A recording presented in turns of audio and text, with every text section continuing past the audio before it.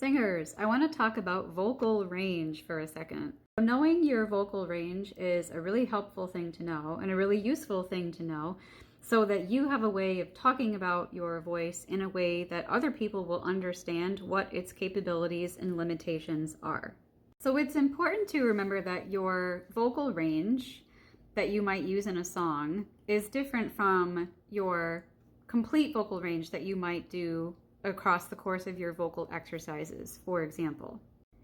We do want to have a sense of what that complete range is for us, like what is our lowest and highest notes on the extreme ends of our range, but we also want to know what is our usable vocal range.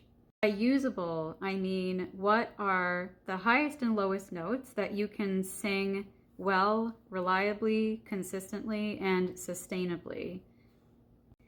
If, for example, some days you have that high C and it comes out, and other days that high C feels like a struggle, chances are that high C is not quite within your usable vocal range yet. It doesn't mean that that note is never going to be in your usable range, because you can certainly train up there and do exercises to help that note feel more comfortable and more sustainable.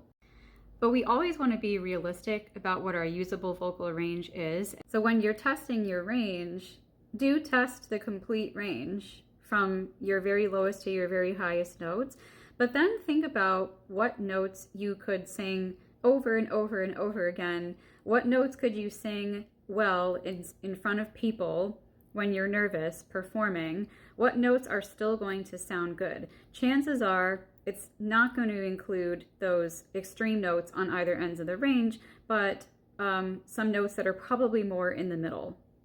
The good news is that you can keep building and expanding your range as you grow as a singer.